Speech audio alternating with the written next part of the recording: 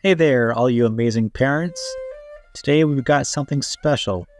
A story that's not just for the kids, but for your hearts as well. Join us as we explore Stone Soup, a tale retold and illustrated by John J. Muth, filled with lessons of love, giving, and the joy of coming together. So all you incredible parents, grab a cozy spot, little one optional, and let's embark on this enriching journey into Stone Soup, a story that reminds us, even in the busiest of times, there's always room for sharing love and happiness.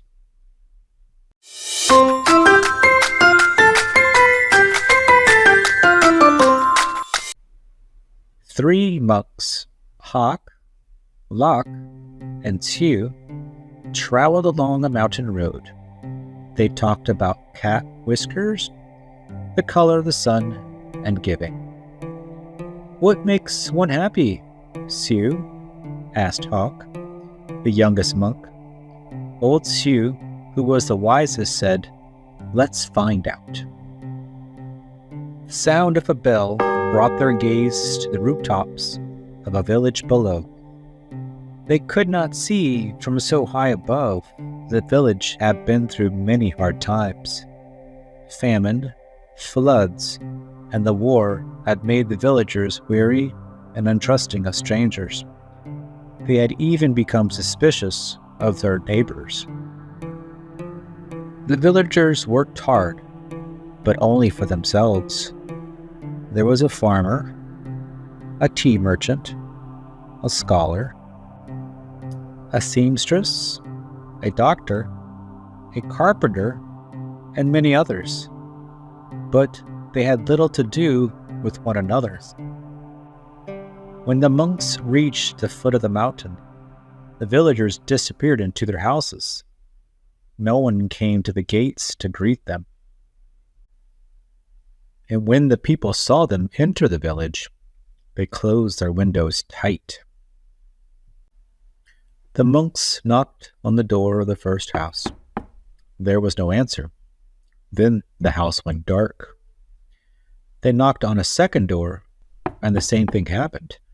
It happened again and again, from one house to the next. "These people do not know happiness," they all agreed. "But today," said Tew, his face bright as the moon, "we will show them how to make stone soup." They gathered twigs and branches and made a fire. They placed a small tin pot on top and filled it with water from the village well. A brave little girl who had been watching them came to them. "What are you doing?" she asked. "We are gathering twigs," said Lock. "We are making a fire," said Hawk. "We are making stone soup, and we need 3 round, smooth stones," said Tew. The little girl helped the monks look around the courtyard until they found just the right ones. Then they put them in the water to cook. "These stones will make excellent soup," said Tew. "But this very small pot won't make much, I'm afraid." "My mother has a bigger pot," said the girl. The little girl ran home. As she started to take a pot, her mother asked what she was doing. "The 3 strangers are making soup from stones," she said. "They need our biggest pot." Said the girl's mother. "Stones are easy to come by. I'd like to learn how to do that." The monks poked the coals. As smoke drifted up, the neighbors peered out from their windows. The fire and a large pot in the middle of the village was a true curiosity. One by one, the people of the village came out to see just what the stone soup was. Of course, old-style stone soup should be well seasoned with salt and pepper, said Hawk. "That is true," said Lock, as he stirred the giant pot filled with water and stones. "But we have none."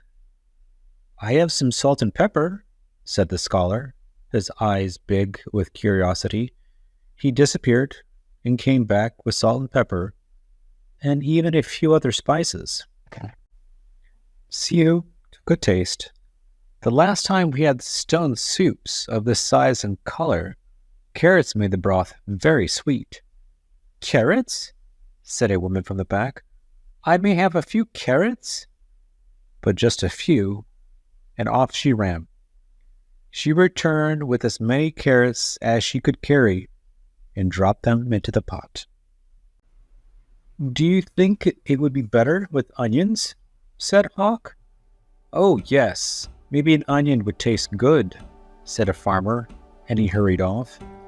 He returned in a moment with 5 big onions, and he dropped them into the bubbling soup. Now, that's a fine soup, he said.